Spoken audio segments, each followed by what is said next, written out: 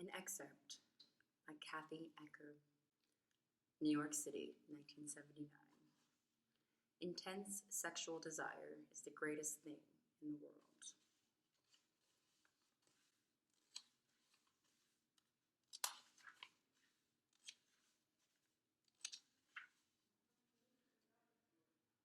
Some people say New York City is evil, and they wouldn't live there for all the money in the world. These are the same people who elected Johnson, Nixon, Carter president, and Koch mayor of New York.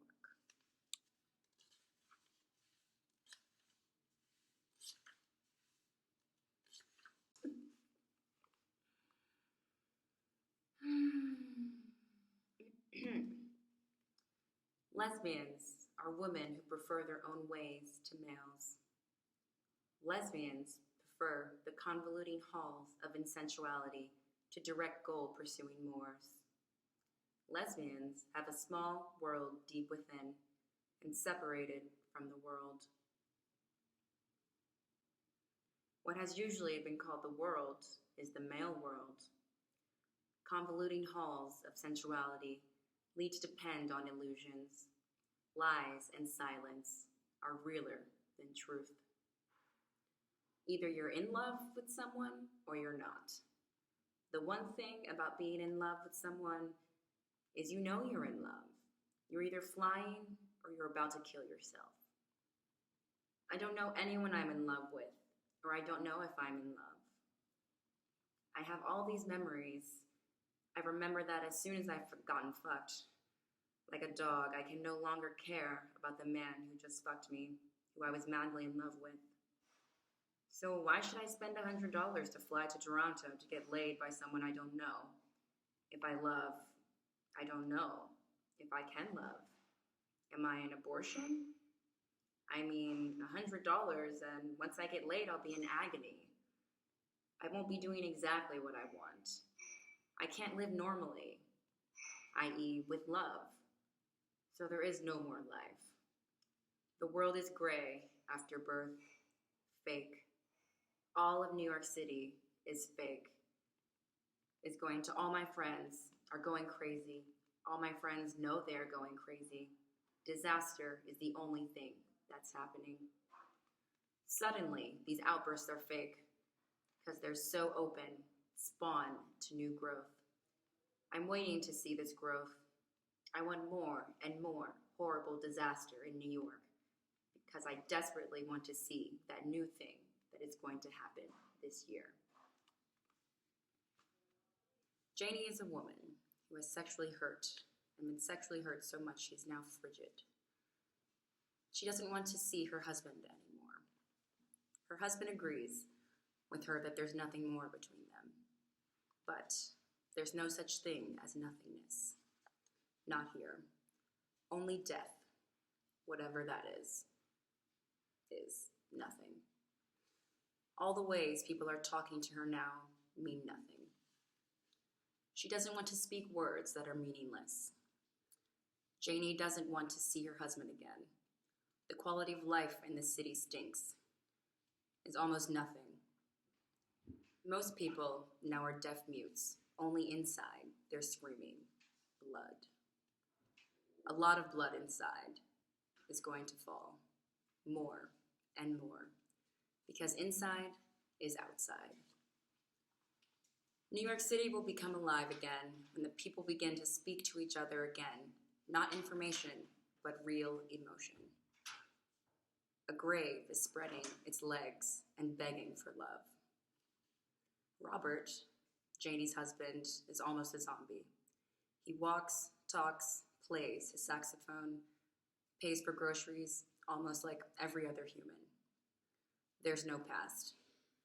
The last 6 years didn't exist. Janie hates him. He made her a hole. He blasted into her. He has no feeling. The light blue eyes he gave her, the gentle hands, the adoration, aren't no crime, no blood. The new city, like in Fritz Lang's Metropolis. This year's suffering has so blasted all feelings out of her. She's become a person. Janie believes it's necessary to blast open her mind constantly and destroy every particle of memory that she likes. A sleeveless black t-shirt binds Janie's breasts. Pleated black fake leather pants hide her cocklessness. A thin leopard tie winds around her neck.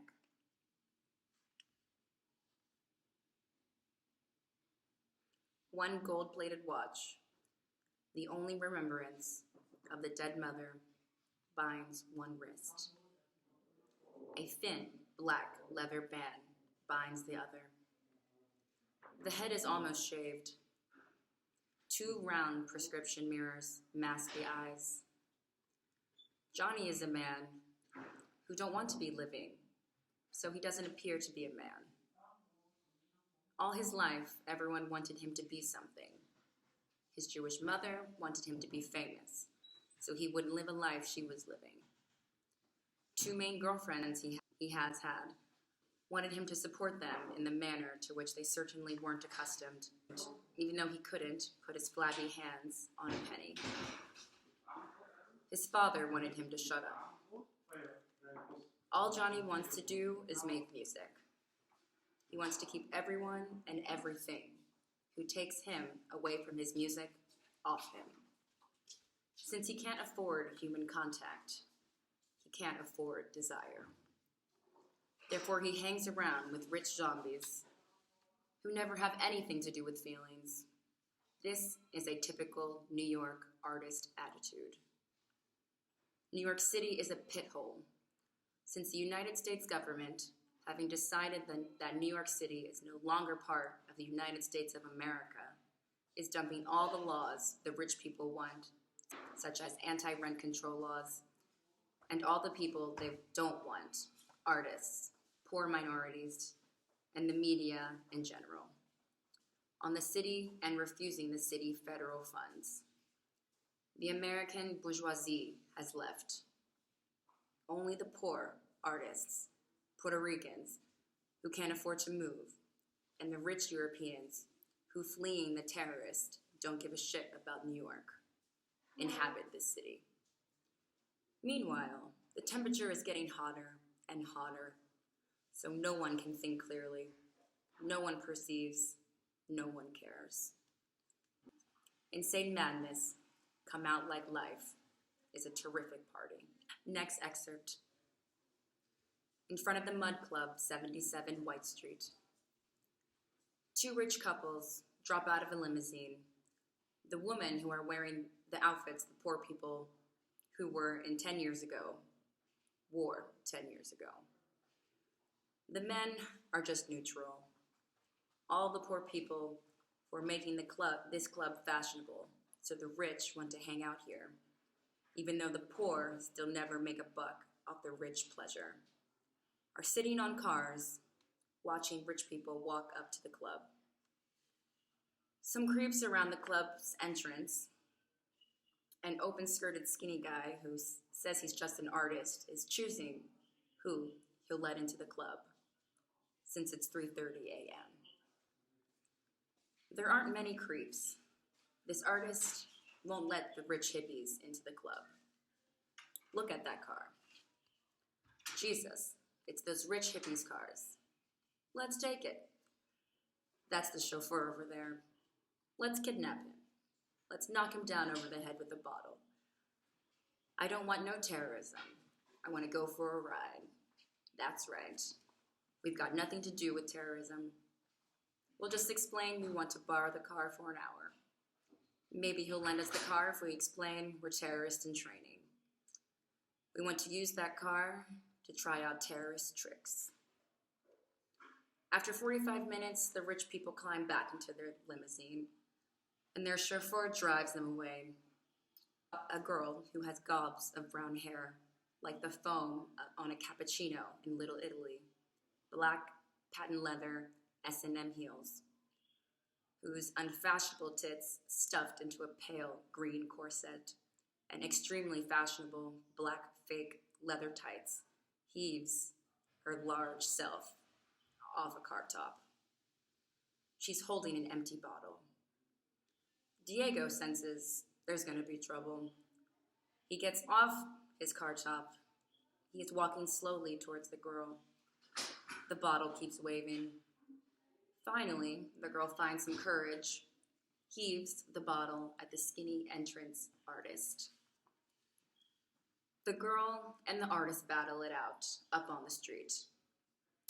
Some of the people who are sitting on the cars separate them. We see the girl throw herself back on top of the car. Her tits are bouncing so hard she must want our attention, and she's getting insecure, maybe violent, because she isn't getting enough. Better give us a better show. She sticks her middle finger into the air as far as she can. She writhes around on top of the car. Her movements are so spasmic, she must be nuts. A yellow taxi cab is slowly making its way to the club. One side of the taxi cab's the club entrance. The other side is a girl writhing away on the black car. 3 girls who are pretending to be transvestites are lifting themselves out of the cab elegantly around the big girl's body. The first body is encased into a translucent white girdle. A series of diagonal panels leads directly to her cunt.